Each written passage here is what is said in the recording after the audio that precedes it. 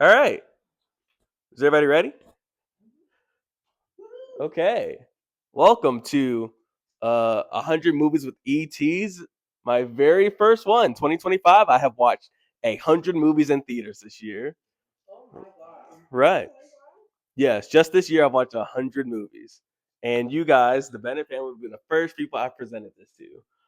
Hopefully next year I can present it to you guys again, or maybe my family, or wherever I'm at for Christmas. Yes.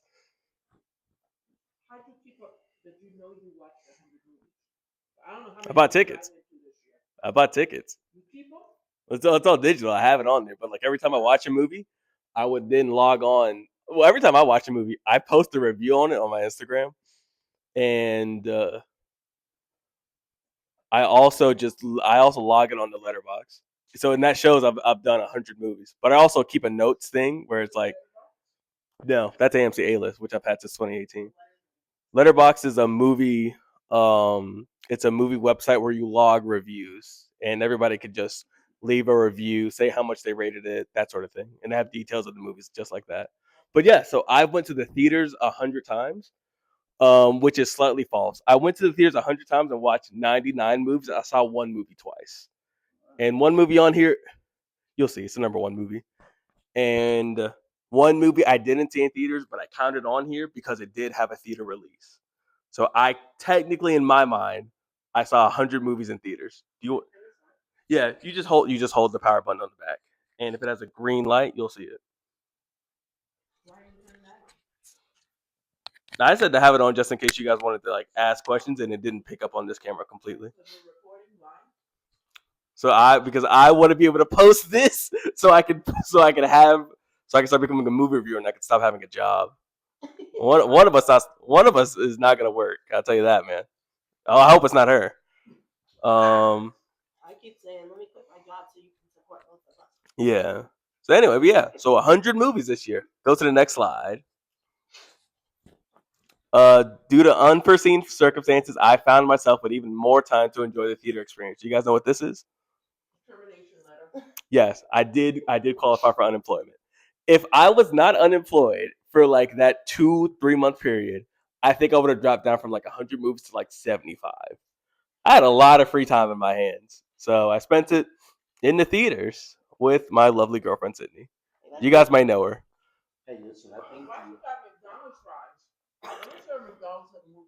That's a secret menu. Oh. Oh. No, I'm leaving it as it is. For the most part, the things on the right side aren't as important.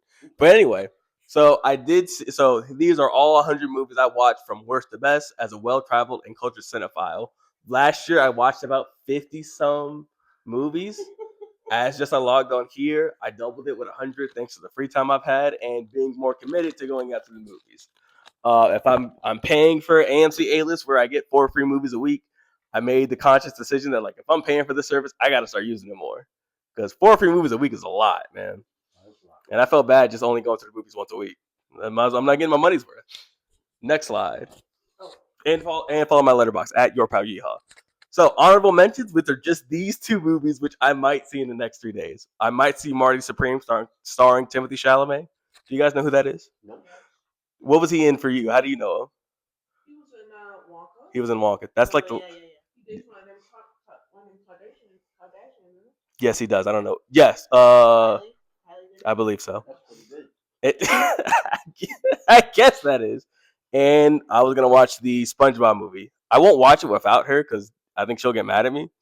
But I'll probably watch Marty Supreme within the next few days. I don't know, ping pong player. I haven't seen it yet. I wish I could tell you, but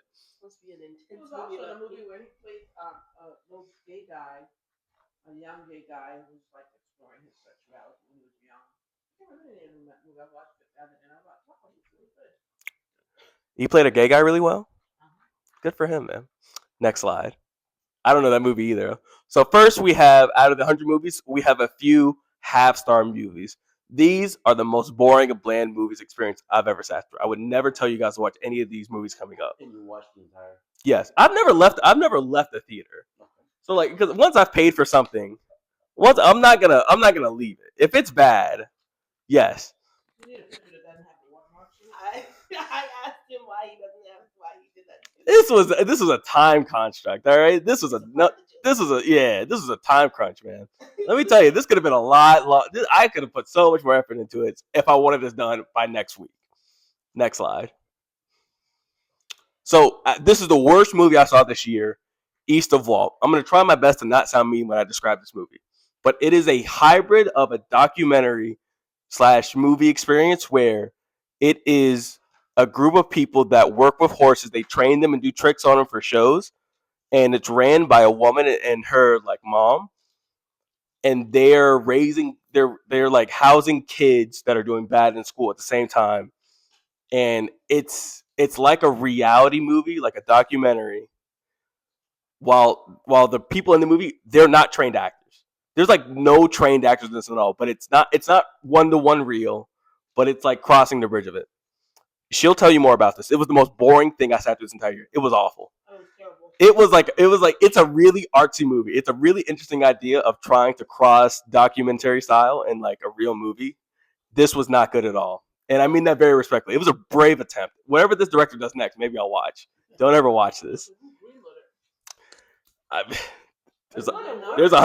There's at least 100 movies coming out a year. I'll tell you, something's got to get greenlit. It won awards, didn't it? At Sundance? I think so.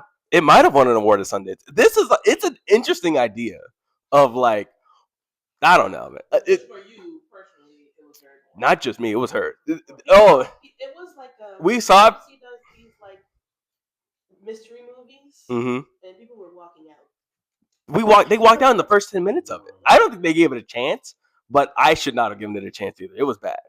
Next slide. Also, I have the average rating that Letterboxd have of these. On average, it's about like 3 stars. Out of 5, yes. And I think I have the lowest rating of it. And the next movie we have, Run, which is a movie about an alien that went to attack a group of black people that were staying at a cabin for the weekend. That's like the entire point of the movie. That's pretty much it. The only note I have of this movie, it was bad, it was boring, was that Marcus Houston was in it, and he had a fake hairline in it. I can tell it's fake. And the director of it also made You Got Served. That's like those are like the only fun facts I have in that movie. I wouldn't recommend this at all. I think this is the lowest average rating movie I have at 1.9. So like I'm in line with most people think this movie was terrible. He wasn't even the worst part about it. He's not a good actor, but like I wouldn't expect. What do you know him as a kid in? Wasn't he like an annoying neighbor and something? He probably was. I just don't remember. I'm sure if I thought more about it, he was. He was famous at a young age. I do know that for sure. Because I'm pretty sure he was in You Got Served too. Next slide. 98. Here we have Coyotes, which is just about coyotes attacking a neighborhood in LA. That's like the entire plot of the movie. That's it. That was very boring. The coyotes, it gets pretty gory at times when the coyotes like are actually attacking the neighbors. But I wouldn't recommend this at all. The main actor, Justin Long, does that name sound familiar to any of you guys? Yeah. What was he into you? He's been relatively famous for a really long time. I think he was in a bunch of 2000s comedy movies. He was also in Barbarian recently. He's known for, I believe, being Alvin from Alvin and the Chipmunks, which you guys might have seen all together. I never asked. Is this the live action one? The live action Alvin? Yes, yes. This is the one that came out in the mid to late 2000s. Okay. I wish I have that right. I'm pretty sure he's Alvin. Are you guys enjoying the popcorn? Enjoying the popcorn. Yikes, man! I hope somebody gets up and goes do that. Next slide. All right, that was it. Those are like the 3 terrible movies. Yeah. Now we have regular bad movies. Go to the animation. These were just like normal bad movies. Can we get some art without the stuff on it? What do you mean? Getty Images, credit free mixer. You're asking for a lot. I'm just a movie reviewer. I'm just a movie. I just review the movies. I don't make the art. Next we have London Calling, which is just about a hitman who he's down on his luck. He has to move across the country to get back to his family because he made a bad mistake at a job. he has to go to his boss and basically make amends. To do that, he has to take his boss's son to be a man, take him out on a hit. That's the entire premise of the movie. It's not very good. It feels like a movie I would have saw on TV. I wouldn't recommend any of you guys watching it, but it's sort of a comedy. It's a comedy first, I think, but it's not a very. It's not a funny comedy. Yeah, the attempt of humor is there. It's not like the unfunniest thing I've ever seen, but it is a regular bad movie, is what I would say. Moving on. Here we have 96, which is I've seen with Sydney. I think this is the second movie we've. Go ahead. I got charged for this movie on my account. What account? My Netflix account. What? You couldn't have been. When? What do you mean Netflix charged you personally? Yes, and I don't know who ordered it, and I was like, I did not watch this movie. Okay. So they didn't take it. They gave me a credit for it. Okay. You sure it wasn't like a theater that like accidentally? It was Netflix. Okay. And so anyway, so this movie, Regretting You, was about tell me if I have this right correctly. A dad and an aunt are cheating with each other. They get in a car crash. They die. This is the general premise. You know this in the trailers.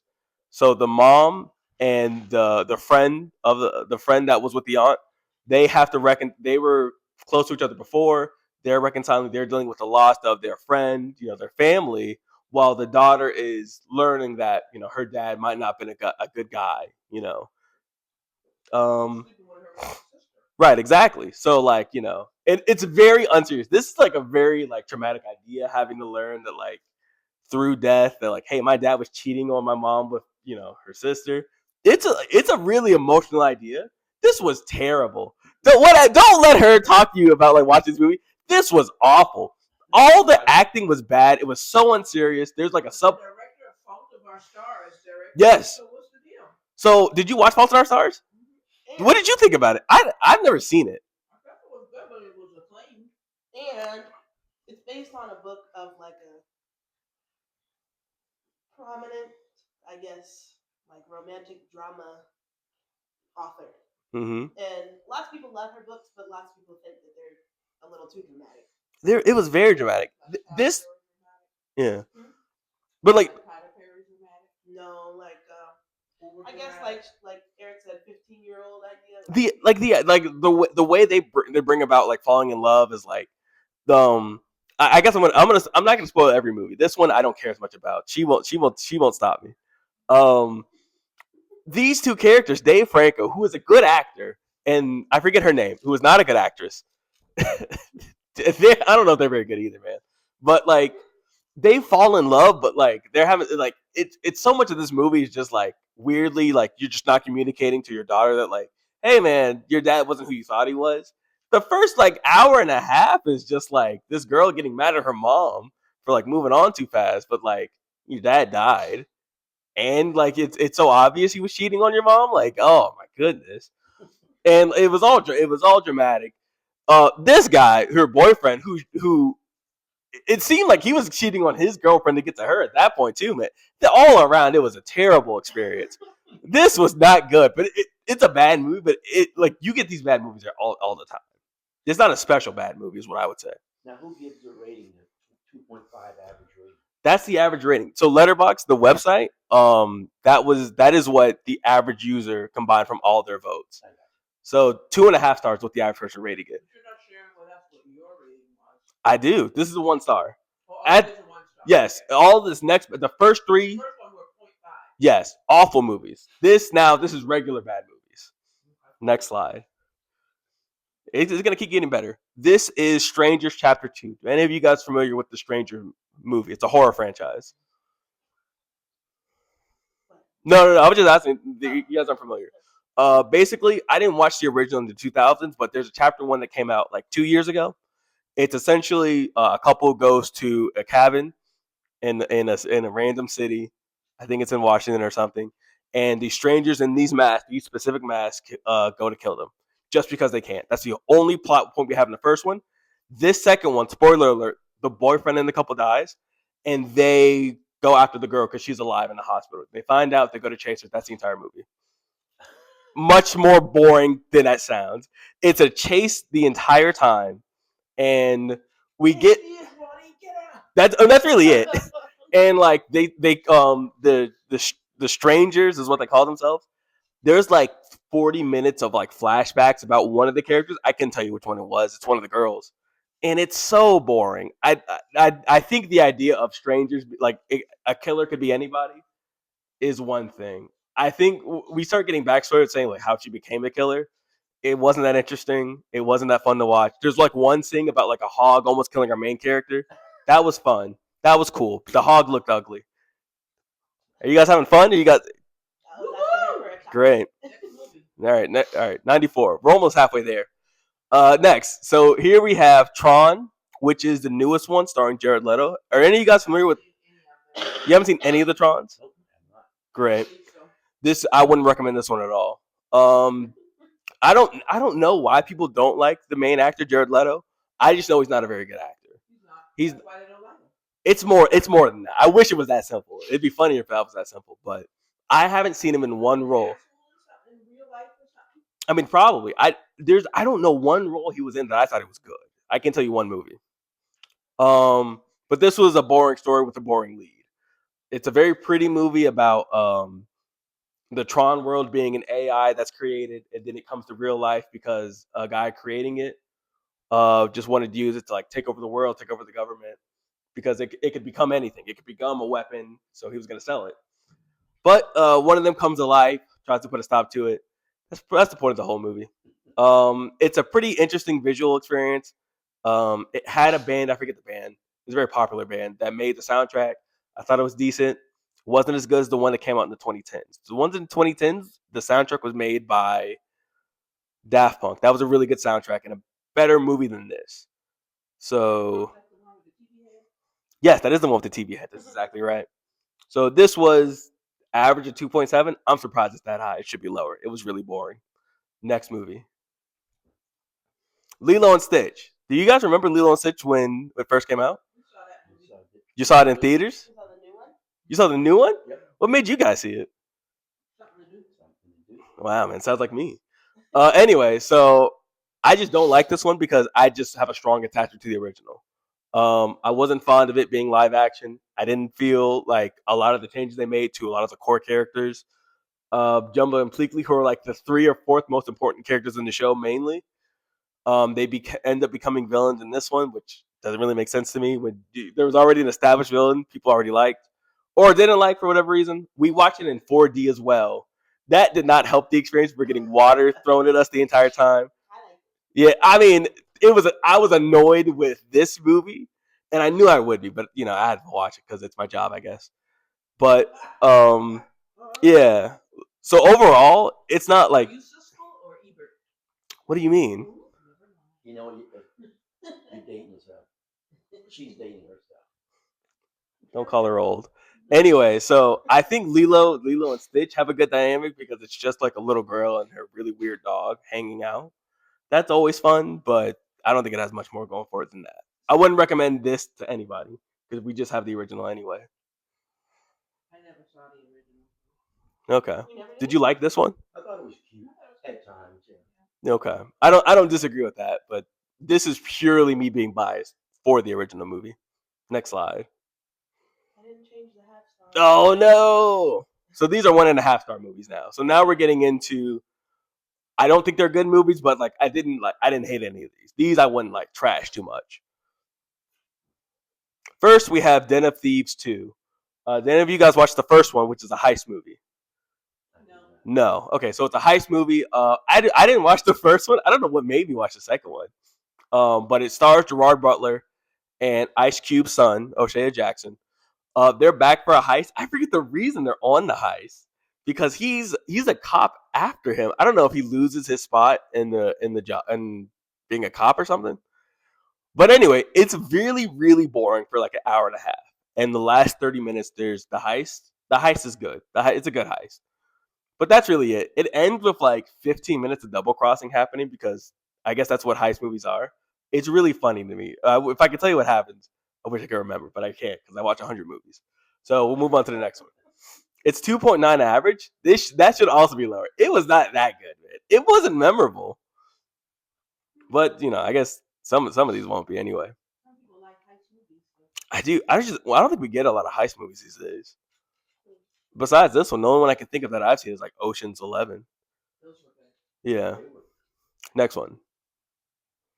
Next, we have the Minecraft movie, which you were also there for.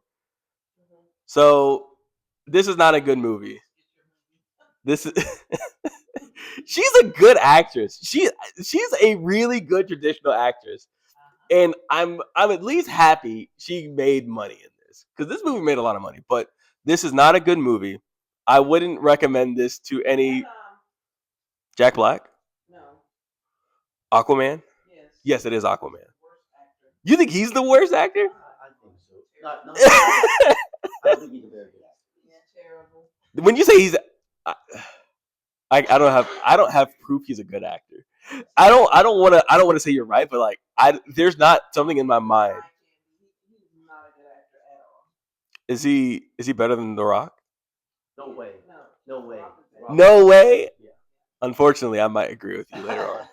But yeah, so there were a couple solid jokes in this movie, and when the movie came out, there was a lot of funny videos about the experience of going to the movies about it. So people were going crazy in the movie theaters. yeah. Wow. There's like some joke that was sad, and people would go just to go see that joke, and they would like, throw their popcorn, and people were bringing chickens to the movie theater. It was crazy. Wow. It was funny. It was like there, I didn't. Again, I don't like it all that much. It's 91 out of 100, but like, it wasn't. I thought it was going to be lower. Like halfway through the year when I was unemployed, I was thinking like, bro, this might be the worst movie I've seen this year. I guess it was not. So next slide. So next we have Fight or Flight, which is starring Josh Hartnett, who was in Trapped. That's what I know of from now. Did you guys ever watch Trapped? I'm not sure if we saw it. Trapped about? Trapped was about the guy who was a killer. He brought his daughter to the theater. What did you think of Trapped? It was a little unrealistic to me. It was unrealistic. I thought it was fun. I thought it was. Yeah, about his killer concert. Oh yeah. I remember they Was called it him a at theater his or was it? It was a concert. Concert. Yeah, it's a pop concert. You guys are going to movies more than I thought you were. And I thought she was a little over the top. This isn't Trapped, but like Okay, gotcha. the young lady in the one that was the singer. Oh man, she was terrible. Yeah. She was bad, but it was funny how bad she was. Okay. So in this, he is a former government worker, like private agent or secret agent. He, in order to get back in his good graces with the government so he can get back to America, he was in Thailand for however long. He has to protect the hacker that the government wants, that is carrying the hacker and cargo that they need to essentially take over the world. So that's the entire plot, is that everybody is on this flight going back to America to stop him and this hacker, which is her, who we've seen in Bridgerton, who I always applaud, different races getting shine in movies, because a lot of these movies you'll see, they're starring a lot of white people. So that's the essential plot, is protecting himself, this hacker, to getting to America. The action was all over the place. It was a pretty messy watch, but yeah, it did cut off, unfortunately. But anyway, it was somewhat entertaining. This one, I could see it being on TV, and if I saw it, I might keep it on the channel.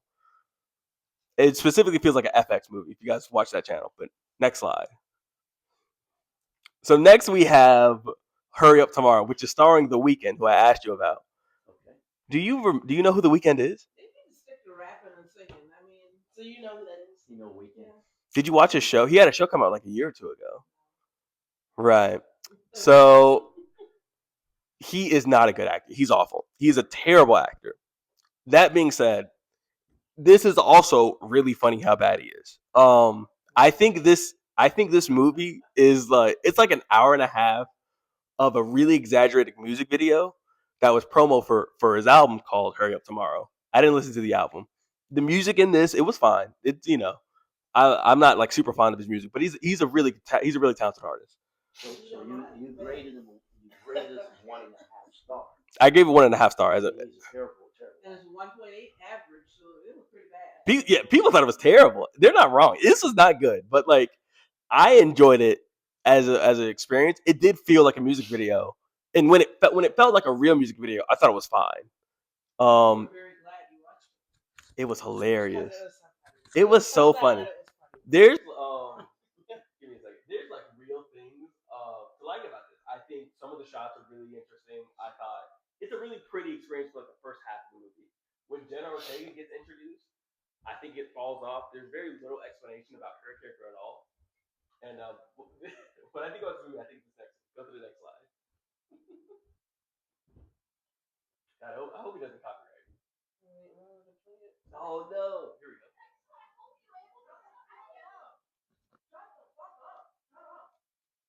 What are you doing? What the fuck are you doing? I have to go right now. I'm getting calls. I have to catch a flight. I'm on a tour. I'm trying to be fucking nice. You see, I'm trying to be nice right now, right? You're forcing me to be bad, but I'm actually doing a good thing. All right? So just chill the fuck out, and I gotta go. I smell an Oscar. That this movie. If this movie was like that the entire way through, I think that's the biggest problem with it. Is that they don't let him be this bad the entire way through. He's like regular bad most of the time, but he's really bad at that. Next one. So next we have Ella McKay. So James L. Brooke, the director. Does that ring a bell to any of you guys? I looked at the movies he's made. I don't know any of them, but I've heard of them before. Anyway, he's a very famous director who this is like I think the last movie he's gonna make. This was a mess. This is a star-studded cast. Oh man, I wish I fudge. Anyway, so about Ella McKay is that the premise is that like she, who is Ella McKay, becomes a governor of a state. They never emphasize the state, and she is thrust into a position where she wants to make quick changes to her state, quick laws about like mothers in need to help parenting therapy and stuff like that. She wants to make a lot of changes, but she has to first overcome her problematic family, her husband that feels like he wants more input, her brother who she's not as close with, all this other stuff. Really, all this like little stuff that doesn't really matter, and it's just so boring. Is that Jamie Lee Curtis? That is Jamie Lee Curtis. She's in this. She's really annoying in this. There's no likable character in any of this. There's no likable character in any of this. Is it Woody Harrelson? Yeah. Woody Harrelson. That is White Man Can't Jump. And he was good in that too. He was good at White Man Can't Jump or good at? He was good at White Man. I don't know. This is an okay movie. This is Iowa Debris, who I think should be like the it person in comedy. She is so funny, and I think it's a disappointment she's stuck in such bad movies. She's in like 3 more bad movies after this. But the promotion for this movie, huh? She's trying to get her name out there. Yeah, she's been famous for a while. This is the entire advertisement for this movie. She never does this in the movie. This is the entire advertisement, and it just annoys me. I wish, man. I tell you. Did you ever see The Bear, Mama? Yes. Did y'all watch The Bear? I think so. Iowa Debris in that. She plays Sydney, the sous chef. She would know if she saw it. She must not. Next slide. Again, this is not a good. That was not a good movie, but like. Oh, Nobody Won was good. What is Nobody Won? Nobody Won. Nobody Won was good. I haven't seen Nobody 2. My biggest thing about this one, Nobody 2, it's not memorable. Nothing feels like it happens in this one. They always mess up when they try to do another one. Well, I just don't know if we needed this one. But like the first one was good. You're right. I think Bob Odenkirk. I think he's still decent in this one, but he has less personality in the second one. And the actual action scenes I thought were decent in the first one. These ones, because I just don't remember it enough. I'm just gonna go out and say they take a step back. But I just think it's because it has to focus more on his family, learning about who he really is. And it's not like I care about his family all that much. They're not that interesting. The interesting part is him. So him taking a step back, I just didn't really work for me. But it wasn't terrible. I've seen worse movies. Next, we have The Fire Inside, which is a biopic about Clarissa Shields. Are you guys familiar with? She is a boxer. She is, I think, probably considered the best women's boxer right now, pound for pound. but it is mostly about her struggles growing up and becoming a Olympic boxer, coming out of Flint, Michigan. And I know I have an 86. It's not a good movie to me, but I thought Ryan Destiny, who played Clarissa Shields, did a good job. I forget his name, but Paperboy from Atlanta, he's in this. He's her coach, and I thought, everything is decent about this movie, but it does kind of like speed by. I think it's like 2 hours, but it feels like a fast 2 hours in a bad way. Is she a recent boxer? Yeah. Did she finish just box No. Ali's daughter? It's not her. I think you're thinking of Alicia Plumgood. Maybe that's Yeah. But Clarissa Shields, who is most famous now for dating Papoose, if you guys know who that is. Mm-hmm. Papoose, the rapper. Wow, you guys are out of the loop.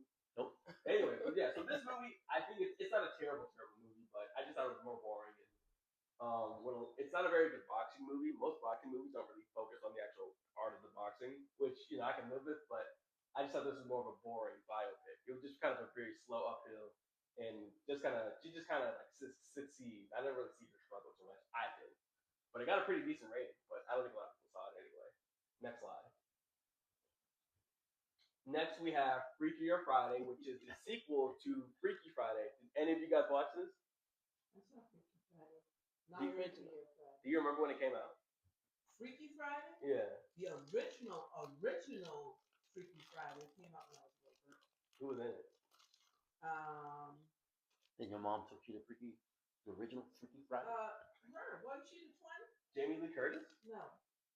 Lindsay Lohan? No. Who were the twins in Freaky? Well, they weren't real twins. It was one actress playing both characters with twins in the movie. And they...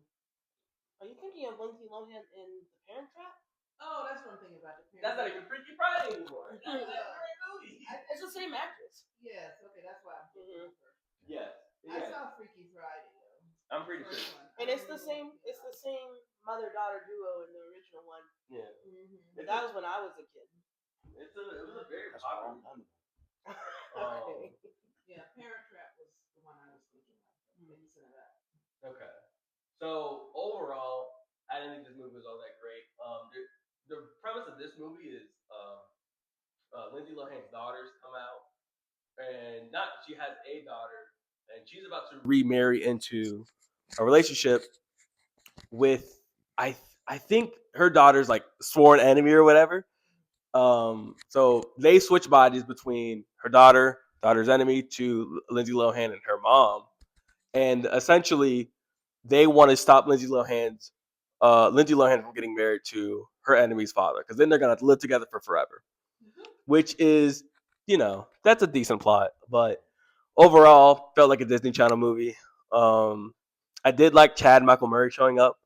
I just like the idea of him, because I only know of him now from One Tree Hill, based in North Carolina.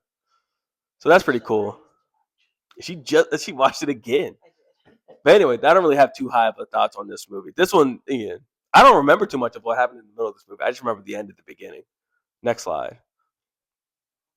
So here we have Karate Kid Legends, which stars Ben Wong, who is in another movie I really like later on in this year, as Jackie Chan's student who goes back to America, and he has to adapt to living in America, gets a white girlfriend, and his white girlfriend's ex threatens to beat the punk out the snot out of him. So he has to then control his emotions, learn how to be an even better fighter against a top Karate Kid. But all his life, yeah, he comes along in 2 weeks of training and beats him. Yeah, pretty much. Sort of. Like, he was training in karate, but like he wasn't like I don't think they phrased him like he was a top kid of a Jackie Chan. But he gets the original Karate Kid to help teach him out how to do it. I thought that's an interesting idea, but is that his name? I didn't watch the original Karate Kid. And that's a good little twist addition to that. Yeah. I thought it was cute. Yeah, sure. Again, at this range, none of these movies I hate, so I'm not going to dog on them too much. There's a subplot where,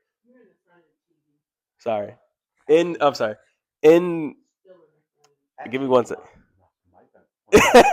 I wanted to switch a little bit. Yeah, you were right when you were here. So Ben, the Karate Kid, he has to teach his girlfriend's dad how to be a better boxer, because he's in one last fight to get out of debt from the mob, I believe. And I would have enjoyed if that was most of the movie, honestly, because I've never because you don't really see that. You don't see a kid teaching a grown adult how to be a better boxer. That's a very funny plot to me, and I thought the boxing was decent. So, you know, if you like Karate Kid, I would watch this eventually. You recommend it? Yeah, I've heard the show's decent. So like, how bad could this be? Next slide. We're at 84 already. Oh, so now we're at 2-star movies. So I don't know if I really recommend these in general, but I walked away content with all these watches. But what do you mean? What do you mean? What are you talking about? You're gonna keep saying it. This is the price of art. Next slide. So here we have The Conjuring: Last Rites. Do any of you guys watch horror movies in general? I don't like them. You don't like them at all? Did you never like them? I don't like them. I don't like them. I don't like doing the movie. Afterward, I'm fine. Okay. I don't like scary. That's crazy. She feels the same way. I see where she gets it from. So all the horror movies I watch, I have to watch with my own friends or watch by myself. So this is about the Warren family, who are poltergeists, I believe, as the correct term. The Conjuring series. I've seen the first 2 ones. I don't think I'll ever watch the third one. But the first one was definitely scary. The first one was a really good movie, a really good horror movie at least. This one's I thought had some decent scenes. I think it was a decent conclusion for their family story, which is relatively not like 1-to-1 accurate. They say it's based on a true story of their life. So I'll take that with a grain of salt.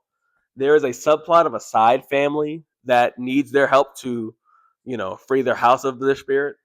I thought that was mediocre, but the most part of the movie is just the dad can't do it forever. He can't be, expelling these spirits forever. He's got to stop. He has a heart problem.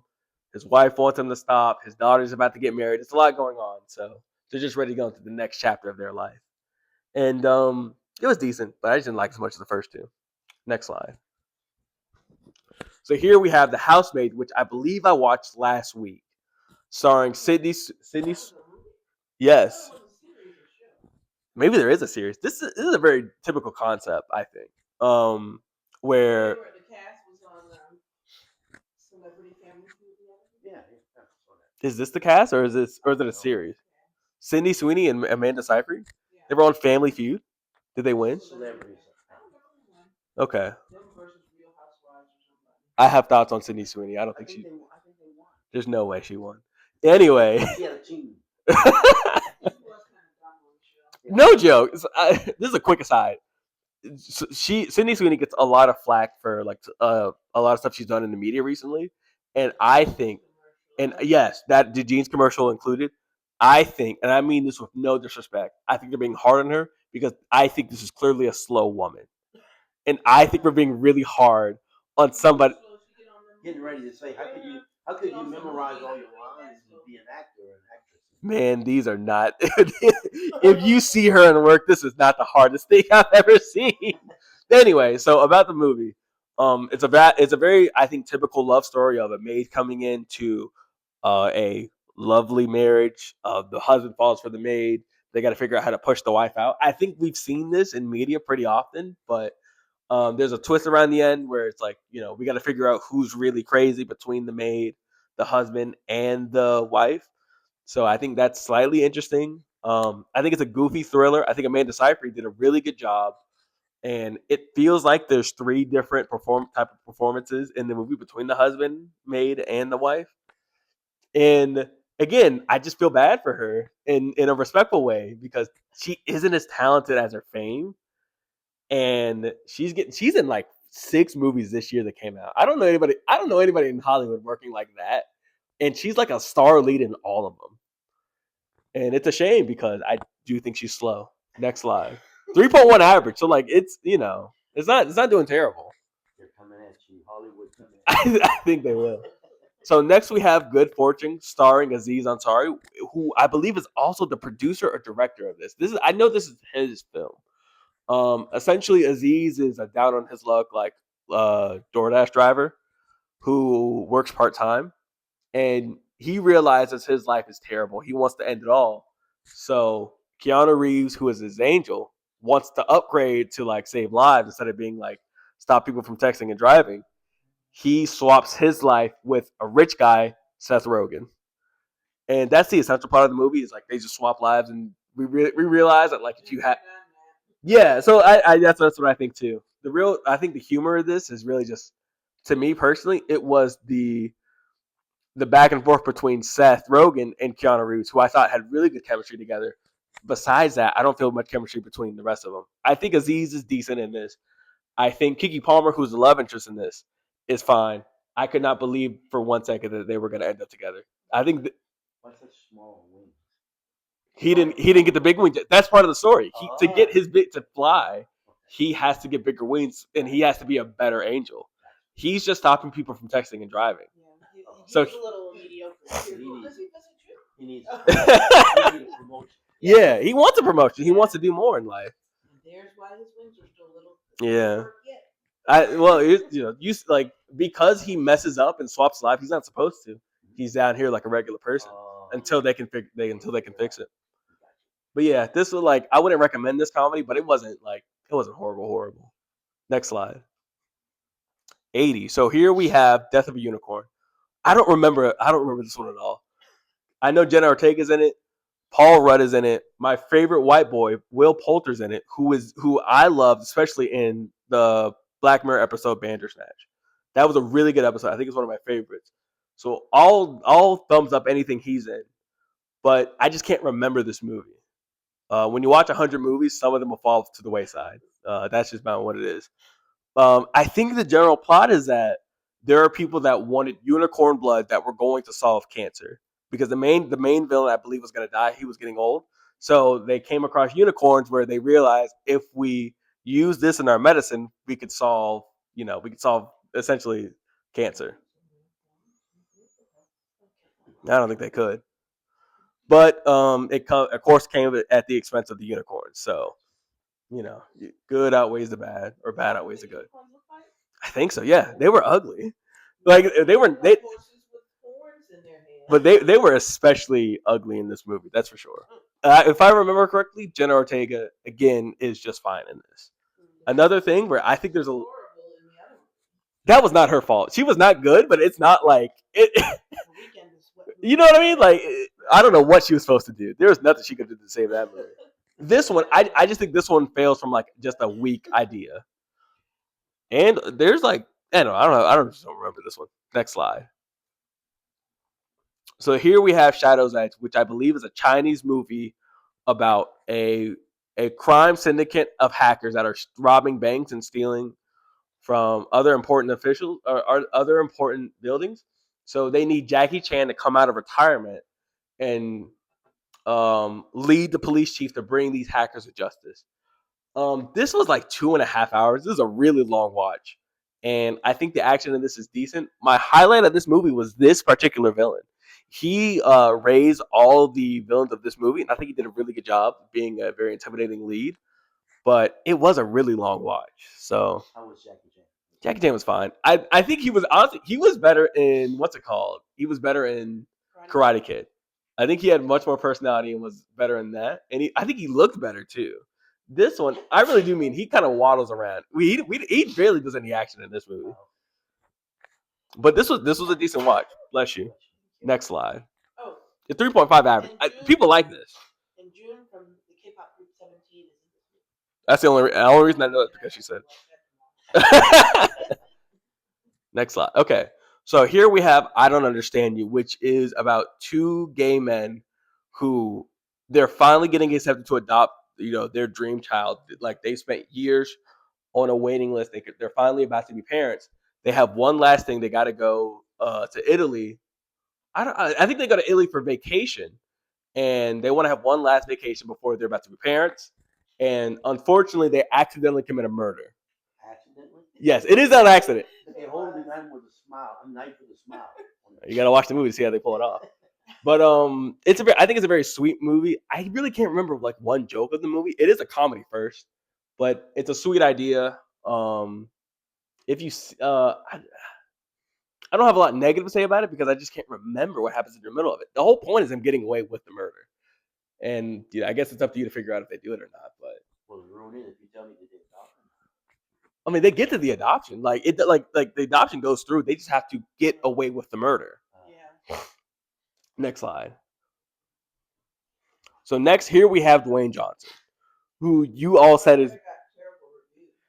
I think it got really good reviews. It's mixed. Go ahead. Oh yeah, absolutely. Go ahead, man. I'm gonna keep going. Okay. So I can talk about this one for a minute. So this is Dwayne Johnson, The Rock, playing as Mark Kerr, who was a MMA fighter for the 2000s. Right. And this biopic is about Mark Kerr's life, really his later half of his MMA career, where he starts to lose more, and he has to figure out how to navigate his life now with a losing like a recently bad MMA record and a bad relationship with his then girlfriend Dawn. I want to say on the front end, this is a very well-made movie. Dwayne does a really good job. He commits himself to being the soft, quiet MMA fighter who doesn't really want to. He doesn't want to come off as this big, brooding guy. But for the actual movie itself, it's very boring. Nothing really happens in this movie. We see the MMA fights. I think the fights in the movie are not that good.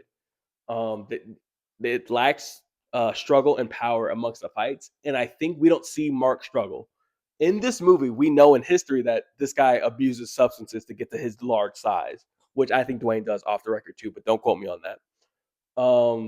We see him do it in like the first scene, and that's it. It never gets mentioned again. It never comes up. He goes to rehab. Spoiler alert, but this is about this guy's life. But we never see him like have to deal with like the pain of being a substance abuse user for large stretches. I can imagine that be like having a lot of weight affecting the relationship. I think that can help the movie too. Yeah, it could have. But like it's so boring, which is why it's so low. It really should be higher up because this is the best Dwayne's ever acted. It's the most believable role he's ever did, besides maybe the game plan. And I mean that full like straightforward. But it's just a boring movie. The movie is really just him and his girlfriend arguing. That's like the most engaging I think the movie is. But it's unfortunate that the actual MMA, his man's career, I feel like takes kind of a bit of a backseat. But next slide. Somebody can figure out how to go to the next slide. Thank you. So next we have Toxic Avenger, which is a remake of an 80s goofy like action movie. I think I put it forth. Have any of you guys heard of this movie? The original or this one? So it stars, from what I remember about this, it stars Peter Dinklage, who is in another movie ahead, but is most known for being in Game of Thrones, the little person. I hope that's right. Also, Elf. Yeah. He was in Elf? Call me an elf one more time. Oh yeah. Wow. That one. I don't remember that at all. Get more game than you. Yeah.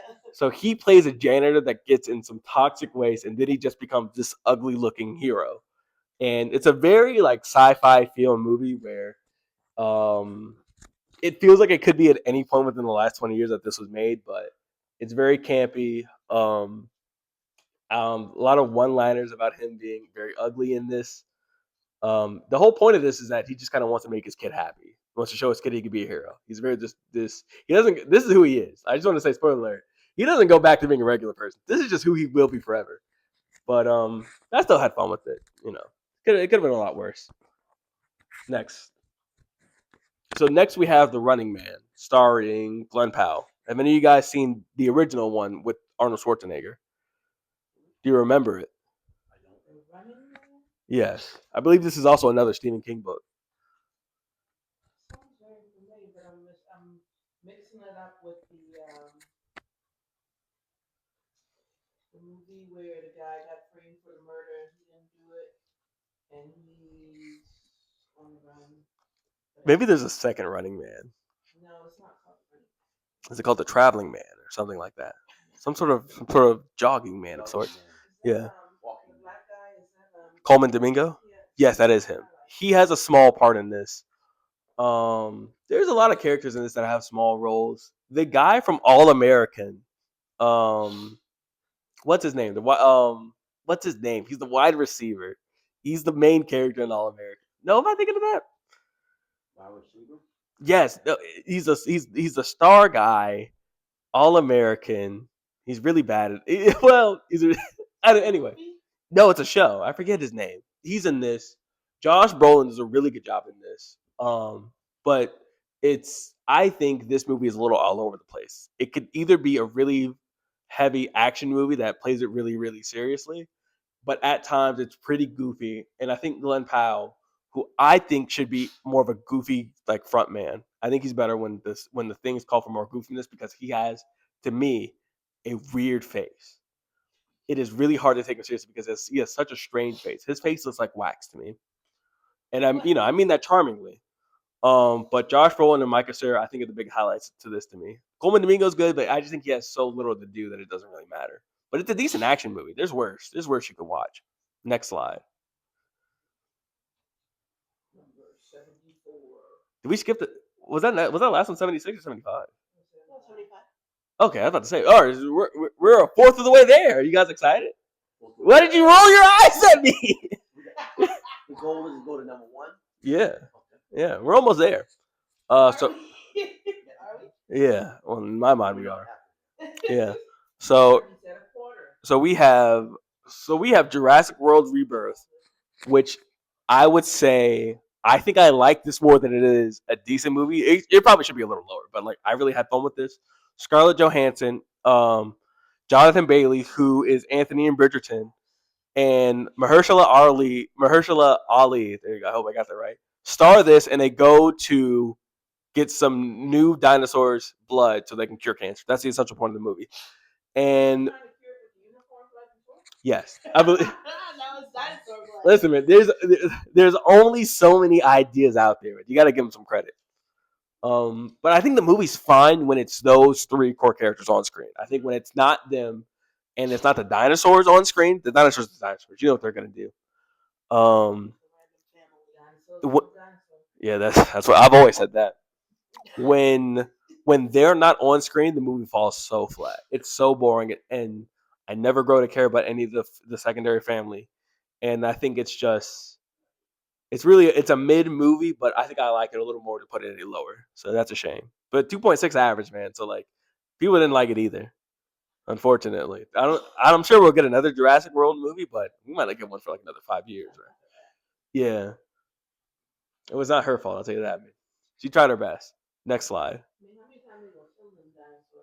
They didn't kill any of the dinosaurs. I think in that one. I think yeah. So here we have Megan 2.0. Did you ever watch Megan, the first one? Yeah, and I am noticing that a lot of your lower movies are the sequels. Oh yeah, that's true. Yes. I mean this generally. The first one might be a better straightforward movie. The first one of this one where it's just this evil doll that was created to be this best friend protector of this little girl. It's a straightforward movie. We could have saw that movie at any point, but like it's not like a terrible movie. It's a very it's a very cheesy movie. This one is off the wall. This one is completely stupid.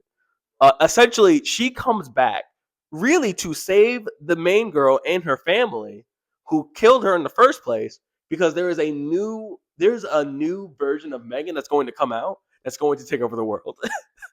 and she's the only one who knows how to stop it. Yes, she's the only one who knows how to stop it. And that's like the essential point of this. But there's so much more that happens in the movie. There's like a 3-minute song she sings. There's a bunch that happens in this. It's a really bad movie. It's not that bad. It's not that entertaining. I wouldn't tell you to watch this, but I enjoyed it.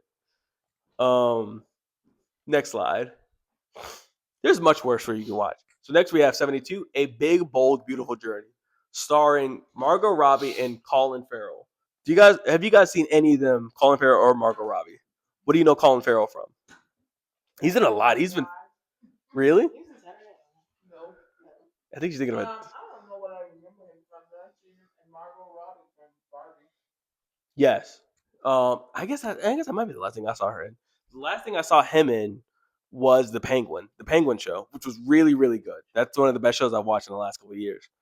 That was a TV show, The Penguin. So this one, I like the premise of this. I do mean this front forward. The idea of this is that they found each other on a whim, and a car company just that rents out cars brings them together to hang out, and they go on this journey where they start seeing each other's past, and through each other's past, they start falling for each other, which I think is an interesting idea. Having to fall for somebody by seeing them at some of their most traumatic moments, and then you grow with them, like they have to relive some of their worst moments. I think that's somewhat interesting. Um, I don't know if I felt like they should have ended up together. It felt like this really been worked better as a series, but the premise of this alone brings it to 72 for me. I really like the idea of this movie, but I don't know if they executed it that well. I never fell for either of them being together. Next slide. So next we have Honey Don't, which this is one of the more disappointing movies of the year. This has a 2.3 rating. There's only one movie I think that was lower than this out of the other 30 something that we passed so far, and that was the Run movie starring Marcus Houston. So this people are saying this is close to being as bad as Marcus Houston's Fake Hairline. So the plot of this movie is that there's a string of random girls that are murdered in this small town, and that this detective, I think it's Margaret Qualley, who was in The Substance, she is slightly tasked with having to solve it. Where there's a bunch of other shady characters outside, like in the town, that are either working with the crime mob that are doing some of this, working in the police station with her. I think she's a private detective actress, so she's not a police worker, but like there's multiple people within the town that are either hindering her or working around with her to solve these string of murders.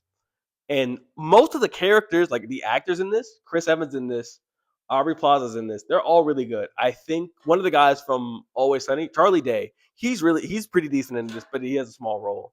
They're all pretty likable characters from what we see. This movie falls flat in the when the climax happens. I can't say what happens because there really is a chance one of you guys might watch this, or whoever watches the video might watch this, but like it's really, really good until like the last 20 minutes of the movie. It's so annoying what happens at the end of this movie. And You want to see what happens? you should. I honestly, yeah. But like there's really good chemistry amongst the class, but like it ends the climax happens so fast that it kind of ruins everything. Or at least it brings it down so much more than it should be. Because this was a good movie, like before it ended. Next slide. Are you okay? Don't die, man. We got like 60 more to go. So here we have Until Dawn. Did you watch this? Wow. So this is a adaptation of a video game. I'm sure none of you guys have played. You might have watched a play. Right. This is a very different plot than the movie. Teens go to this place to essentially find one of the characters' missing sister. They end up in this weird in-between realm where they're now, I don't even know how to explain it actually. They're in this area, they're in this house where if they leave, there's something that goes out to kill them, but every time like they wake up, they get killed by a monster. And they have to last I don't even think they die at dawn. I think it's just kind of arbitrary because they kind of die at different points. But anyway, they kind of have to break the cycle within this time capsule or leave the house. They have to figure out how to leave, basically. And overall, I think it is fine. It is a fine movie on its own. It's not a good adaptation at all. It's kind of a terrible adaptation. But there's some depths in this because I'm a fan of horror movies. I think it's decent. The acting's whatever. But there's like some really good scenes in this to me. I wouldn't recommend this generally, but like, there's much worse horror movies I've seen. And I have fun with it. Next slide. Uh-oh. Okay, so now we have Five Nights at Freddy's 2. Did you watch the first one? Okay. I don't know what I had. I looked at what I had the first one because I watched it 2 years ago. I think with you, I had it at like a movie of the year, but so dumb it ends up being fun. Yes, it really is dumb. It really is stupid. Like these characters, these new animatronics, there's like a whole scene where they just show up to save the day. Spoiler alert, they just show up. It's really, really dumb.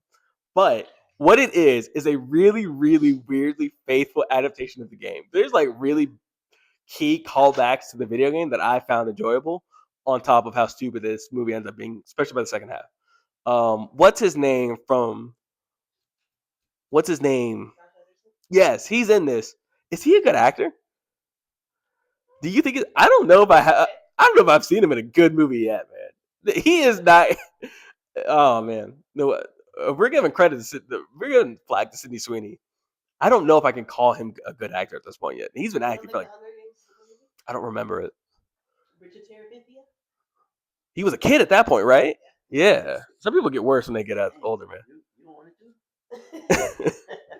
Anyway, yes, but like the way, like I enjoyed this being a faithful adaptation, and I still enjoyed Until Dawn not being a faithful adaptation. So, I guess I'm a little weird with some of this stuff, but like they were both enjoyable in their own way. There was a good scene in this. There was like a dream sequence in this that was really, really good, starring Shaggy. Next scene. So here we have The Accountant Square. Did you watch this? Weird. Yeah, it's 2. Oh. It's a movie. Did you watch I this? watched this. What did you think of this? It wasn't as good as one, obviously. You think so? It was not. The first one, I don't think the first one was all that good. The first one was great. It was greatest. Yeah, that's crazy. So there's nothing to me in the first one that I enjoyed as much as their relationship being explored. I think John Berthal and Ben Affleck, they had great chemistry together. And I think this movie doesn't work when they're not on screen together. When they are, it's good and legitimately really good. But everything around it is so mediocre that it brings it down entirely. And I think it's a failure that they made this a action movie first and not a drama first. Because if they just led with them together having to, as an aside, be Hitman and not primarily figure out their brotherly relationship, I thought it'd be better. But I think they did this movie a disservice, making it more of an action movie. The first one was a decent action. You think it's good, sure, man, but like this, like when they're on screen together, I really do think they had magic together. Next slide. All right, we're at 67. So here we have Opus, which you watched. Did you think this was good? I think I liked it. Man, this one was. You're in front of TV. I'm gonna get called out forever for this. So this one stars John Malkovich running a cult that he was a singer, I think at one point, and he's having one last album. He brings these reporters in, which Iowa Debris is. She comes in as like a young reporter, and essentially we find out that like, John Malkovich is running a cult. And there's like some pretty entertaining scenes about him being a cult leader, and like he really shows up. He gives a lot of life to this movie. But besides this idea, I feel like I've seen this movie plenty of times by now. And I think she's good in this. I think most of the cast that they have is good, but this movie really is just John Malkovich. And by the end of it, it just feels like I don't want to say a waste of time, but it just I don't know. I feel like I could have watched another movie. Next slide. We will get you in a good movie. She'll be in a good movie at some point, I swear. 66.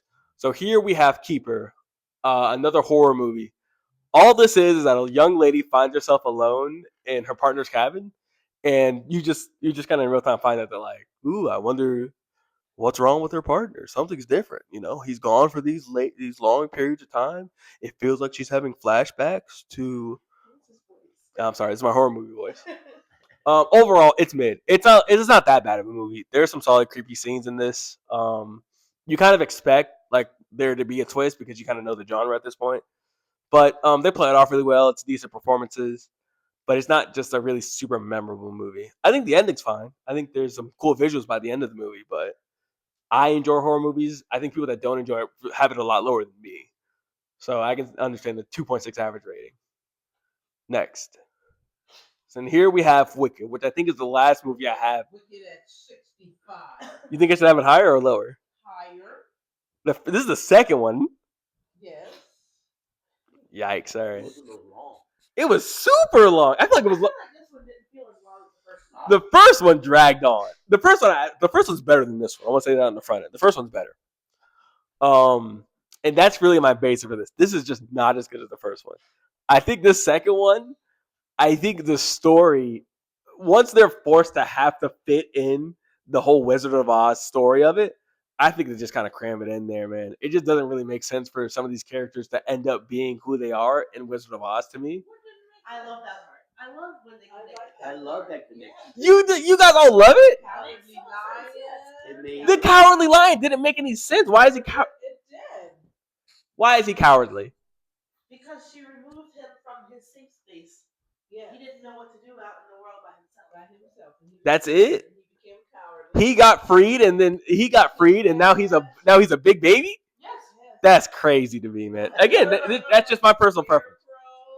This Scarecrow doesn't make any sense. She had to do a spell. He was up there for like what, 2 hours before they found him as a Scarecrow? He was getting beat up, and she did a spell to make sure he did not get bruised and broken, and it turned him into a Scarecrow because they were in a straw field. Okay. what made it to me. It was too much of theater, too much singing. Wait, it's supposed to be that, but it was just too much. Just too much singing. At time, there were 2-3 songs in a row. Like, enough where you get some action. So I don't disagree with you on principle. Not a play, but it is a play. It's a musical. But it's not a good. It's just not as good as the first one. And the entirety of me is based on this. The first one's music is just better. The first one just has better songs. And I don't like. This is not a bad movie. I'm not gonna say it's a bad movie, but when I'm sitting through this 2-hour musical, I would like to like the songs I'm listening to. I didn't really like the songs I got. I think the two did a really good job with their acting. All right. I will say, I think she did a great job. They both did.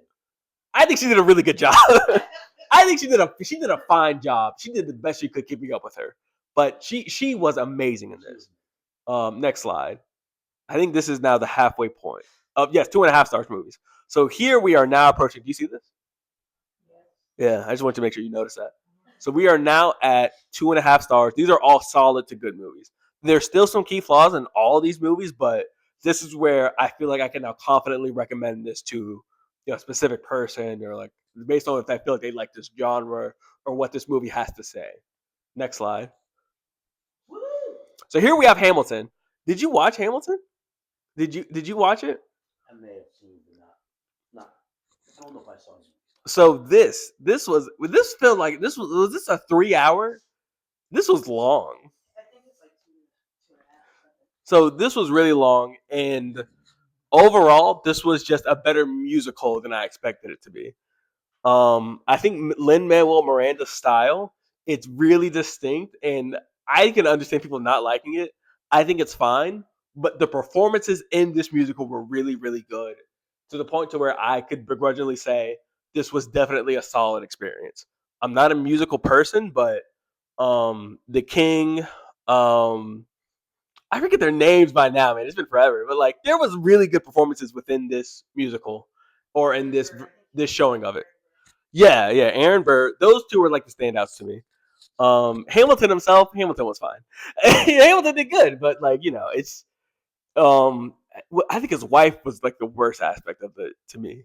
I think she had the weakest performance to me. What is she, Sydney Sweeney? I'm sorry, I'm kidding, guys. I'm kidding. But anyway, yes, I think this really is like when we saw it, there was a bunch of people that were seeing it, dressed up, singing along with it. This was a experience more so than a lot of the movies I've seen on here. And for me, it was a bit annoying, but like, people love this movie. I think what I see by these ratings is that like a lot of people will watch movies they think they'll like. And only people that really like Hamilton went out their way to rate this. Yikes! I'm not gonna be there. But yeah, this was fine. Next one. I see why people love Hamilton. I get why now. So here we have Black Phone 2, which is a sequel to Black Phone 1. I'm sure you guys didn't watch because it's a horror movie.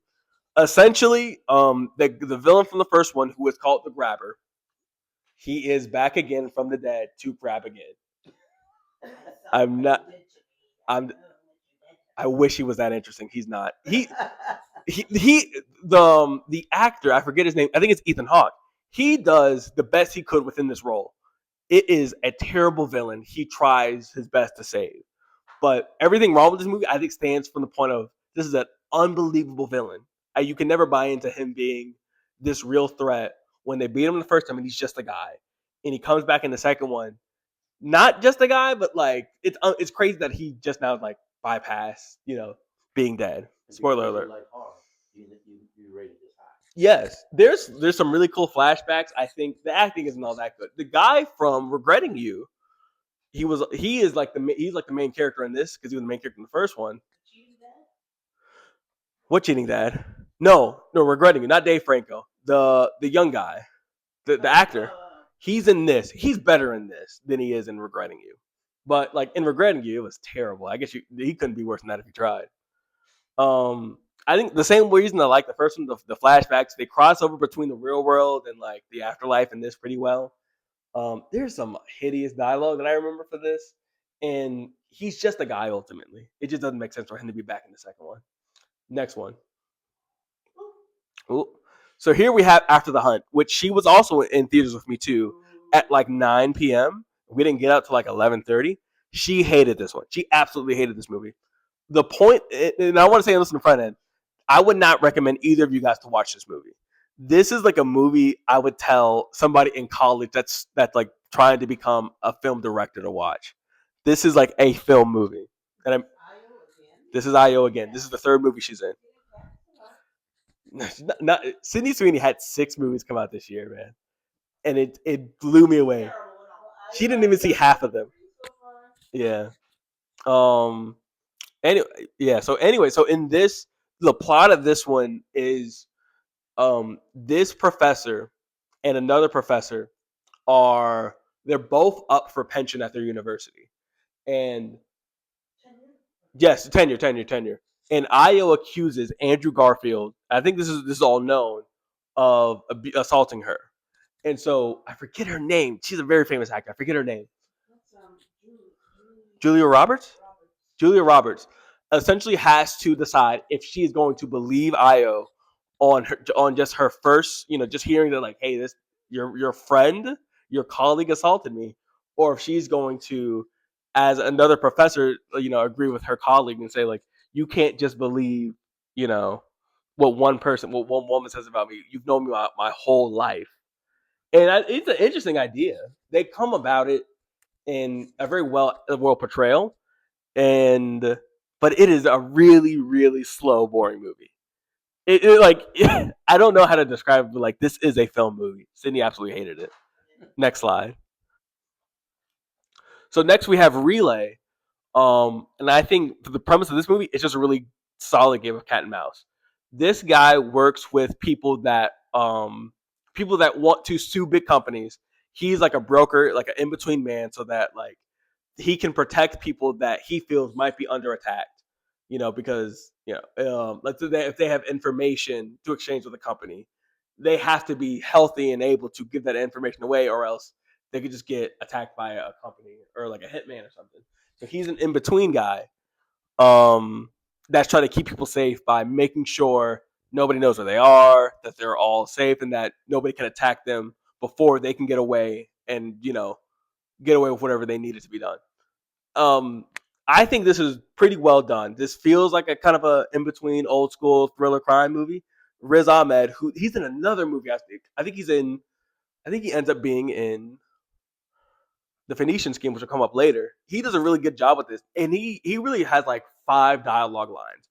Most of his communication between her and Lily James is all like through text or computer speech, because he can't let people know who he is. He can't, if somebody finds out who he is, it's easier for people to find out who he is so they can stop him from doing his job. So I think there's a decent twist ending. It does kind of fly by. This is a pretty, quick watch. I would recommend this for him. I don't think I recommend this to you. You would not. Exactly. Next we have Ash. This one is also really lowly rated, because it's not like another sci-fi horror movie. This is really just a cool visual sci-fi aesthetic more than it is like an interesting idea, but it was a fun watch. The entire point of this is that aliens attack this space crew, and we have one survivor left who has to figure out through her amnesia and like the what she sees around her, piece together what happens, and find a way to get back to another ship that's coming in like a week span. So she just has to stay alive and figure out what went wrong so I can avoid it the second time. That's pretty much the point of it. There's not much going for it besides this general idea, but it's such a visually cool idea. Much like Hurry Up Tomorrow, but it's just not nearly as poorly acted that it got a pretty decent rating from me. Next slide. Oh no! Go back. Let me see. Maybe I skipped 60. 61, 62, 63, 64. Oh damn! I'm like one ahead. Okay, go back again. Did I do 65? Keep going. We'll figure it out. So you watched 101? I think I did watch 101 movies. Yeah. Or maybe you gave, like you said, a tie. Maybe it's we'll give it a tie because I don't know. So anyway, so yeah, we have Freaky Tales. This is about a series of short movies or short stories that lead to just one weird night in San Francisco. And without spoiling too much, it's generally about this weird glow that changes people within the city, and the story is just about. I really can't explain it without like spoiling too much, but like it's a very funny hybrid between humor and drama. The series, there's one thing which I will spoil, was the one I don't like. Normani plays a rapper in this alongside her friend, where she has a rap battle with Bay Area legend Too Short. That's the worst story in this one by far. There's like 4 or 5 short stories in this. That's the one by far. This one, I think some people like. They got a pretty decent rating. Pedro Pascal's in this. I forget his name. He's in a bunch of things, I think. Yes, I can't place him there. It's not Jay Farrow. I don't know why I keep thinking that's his name. It's not that. No. I'm not gonna keep saying Morgan. I'm gonna come off as offensive, but it's a pretty decent movie. I think both of you guys might end up watching this and liking it. This is what I would say. Next one. Tell me who that is after you look it up. Next slide. So here we have The Roses, starring Olivia Colman and Benedict Cumberbatch. Jay Ellis, yes, he's pretty good. They go through a rom-com where it starts off that he's a very successful real estate or engineer, and she's a struggling chef. They both move to America, have kids, they grow older, and it flips. He starts to become unsuccessful, loses his job because of a failure building that collapsed, and it is a big tragedy. And her culinary career blows up. She has a really successful restaurant. She starts opening up multiple branches. When I guess that's a spoiler, but like this is a really decent rom-com. I enjoyed their chemistry, which I think sells the movie for it. And I thought it was a pretty entertaining idea of how, as a relationship can grow, you kind of see how it kind of hinges on the dynamic between each other. And so like when it flips up, it can kind of tear the whole thing apart. So I thought that was pretty interesting. Next one. She's good. She was good in The Bear. So here we have 28 Years Later, which is a zombie movie. I'm sure none of you guys have watched. This is a pretty good visual watch. I think the world they've started to build up in these 28 zombie movies. I haven't watched the other ones, but I am. They're not 28, but like it's like 28 days later, 28 weeks later. This is 28 years later. There's another one coming out in January, which is another grow on of this movie, which I will be watching. This is a solid, construct. They build up to this village that's kept zombies out for so long, and that like there's a main island that our main character, a kid, has to go to save his mom, essentially, to go find this one guy who he hopes can cure his mom from. I think she has cancer. I think that's literally. I think she has cancer. I mean, like, the idea of cancer. It's or it could be anything, or zombie blood. You don't know. I think there's a lot of good things going for this movie. I overall thought it was just all right. And I think a lot of that came from I just didn't like the main character being the kid. I just thought his portrayal was pretty weak, and a lot of the decision makings of the main character I thought were just too flawed for me to truly, truly enjoy. But it was an all right movie. I'm still invested in it. Next one. Am I in front of the TV? Got you. So next we have Elio. Did you guys watch this? No. What made you? So cute. What made you guys watch Lilo and Stitch but not Elio? Never heard of Elio. But you heard of Lilo and Stitch before? You guys already watched it. Anyway, so this is about this. No, I don't want to say this orphan, but like this one kid who has to live with his aunt because he loses his parents at a young age. He's having trouble making friends at school. He wants to live in outer space so he can meet different things because hopefully they'll be friends with him. He actually goes in space. He starts making new friends. They think he's the representative of Earth, and he has to learn that he can't just leave Earth and make friends. Like he has to kind of grow up and realize that like he still cares about his aunt. He can still build a life on Earth through this adventure he has in. I think it's a pretty decent story. I feel like we've seen this in Pixar's a bunch of times. It's nothing particularly new, but I do like the slug aliens that these relationships that they build towards. That I think is a highlight of the movie. And overall, if you do watch it, I think you'll both walk away saying this is a pretty cute watch. Yeah. It made me cry. It was sad. The whole premise of this is just that he's a loser. There's so many movies that just it always holds on. The main character sucks. Not like as like a person, but like nobody likes him. It's very common, I guess. Next one. So next we have The Last Showgirl, which does star Pamela Anderson from Baywatch. She's also in I think the movie right after this. So she stars a showgirl in Vegas who's past her prime, and she plays it really, really well. But it's all she knows is being this. She's been this for 20 years, and the place she works at, the theater company, they're gonna close soon. So she has to come to terms with that. I can't retire yet. I'm not that old. I haven't been super successful off this. I have a daughter that I'm not super close to anymore. I don't know what to do with my life.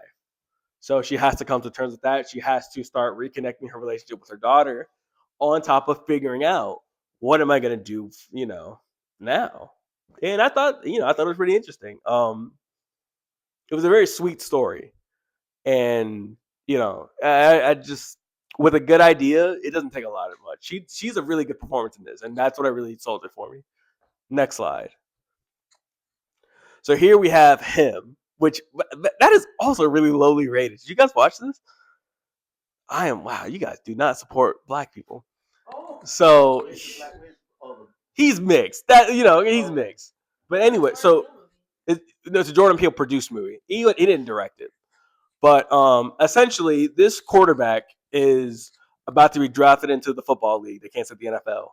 And he's about to go. He's essentially looking like he's about to be drafted to replace the best football player ever, starring Marlon Wayans. So Marlon Wayans takes him into his football camp, and he starts to see that maybe I haven't been taking this football stuff seriously, or maybe there's some weird stuff really going on behind this whole league as a whole. And I think it's a pretty interesting visual watch. I think it's really well shot. I think he does a decent job. I don't think they really give him a lot to work with, but what saved this movie from being as bad as some people rate it as, because I think I have it rated exactly in the middle, is Marlon Wayans. If you watch this movie, Marlon Wayans is the best part of this movie. He fully commits himself to this crazy football obsessed figure that isn't ready to, give up his dream of being a football player either. And it's up to him to decide if football and giving his whole life to this is what he truly thought it was going to be. Marlon Wayans is a football player. Yes. Next. Is she asleep? I can't visualize. That's offensive. You just make it. Is it because he's small? Well, because he's small as well as he doesn't project himself as much. Or Can you think he's a football player if you just looked at him? He looks a little more physical. That's just because he's biracial. Next slide. No, because he got bigger shoulders, bigger arms. You didn't see him in this movie yet. Give Marlon a chance. Well, I hadn't seen Marlon. Yeah. Goofy little. Yeah. That's all I know, man. There's some people in the NFL that aren't that big. There's some out of shape people in the football league. Okay. Yeah, come on, give Marlon a chance. Next slide. Mom, do you have any thoughts? I'm interested in watching it just for that reason now. Yeah. So here we have Eleanor the Grey. So this was directed by Scarlett Johansson, and the premise of this is that Eleanor. What did she do? Did she fart? Yikes! the premise of this is Eleanor, this 90-year-old woman. She loses her best friend and she has to move back with her daughter in New York after she's lived in Florida for so long. And she realizes that like she doesn't have as many connections anymore, that she lost her best friend. To people, especially the people her age. Once you're like this large age, it's hard to relate to people younger than you.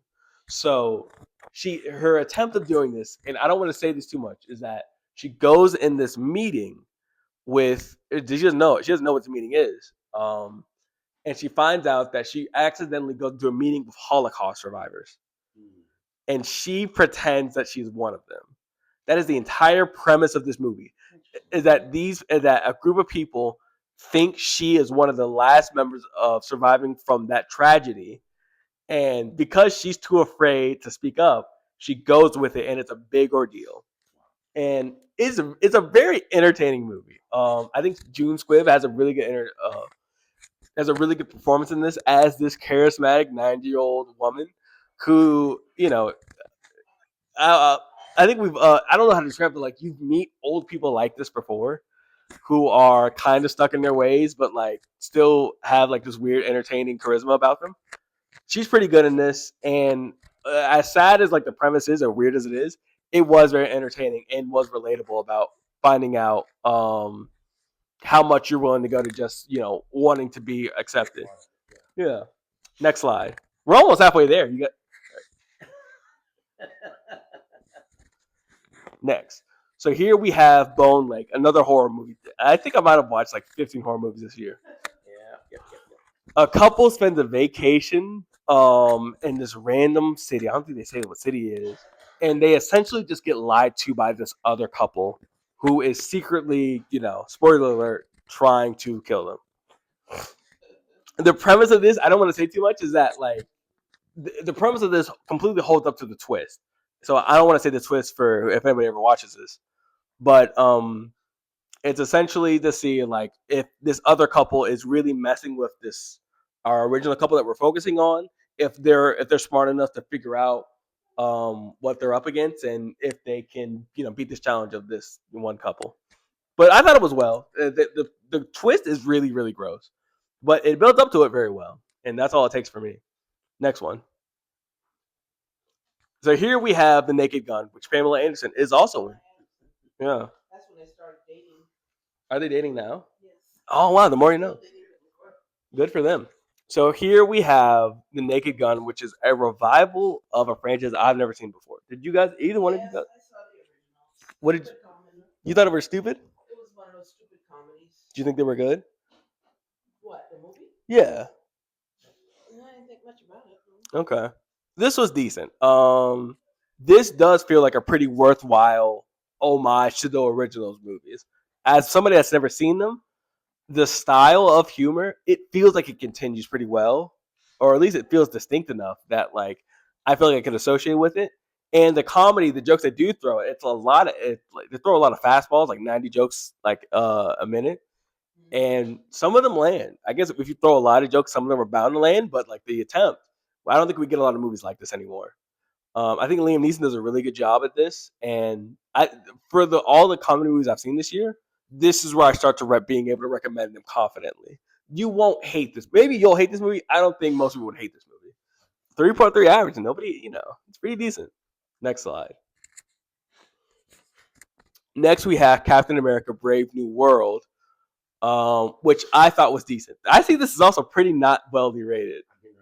I'm noticing like I don't know what happened. So I don't think this is nearly that bad. I think it really deserves to be right in the middle. I think this is a fine movie. I think Anthony Mackie does a decent job as his version of Captain America. I still think the action in this movie is pretty entertaining. There's some side characters I don't have a strong attachment to. Mostly him, and Giancarlo, who a lot of these characters, he was in the TV show. She was just introduced. I forget what he was in before this. But yes, Harrison Ford he comes up and he takes over a character that was, I think, not seen in the Marvel movies for years and years. So he's like he's new, but like he's taking over an old character, and he does a great job. I think the last arc of this movie is really well done. The middle is not so good. It's just not very entertaining, and I don't know how well it does building up to the Marvel franchise, which has to be like noted for like all these Marvel movies coming out. But overall, this is a decent movie. But it never really felt like it was much about Captain America or Anthony Mackie. It felt like it was a lot about like the side characters building for I it. like Harrison. He's good. He's good. He was really good in this, man. I don't know how much more he has left in him, but this is a really good. This is a really good performance by him. Next slide. Next, we have 3-star movies. Yeah. So here we have the pretty good movies range. Am I think still recording? So here we have the pretty good movie. Yeah, I'm sorry. Yes, but I will say you're at an hour and a half. Do you want to stop it and record it again? Maybe. Okay. Let's take a pause. Yeah.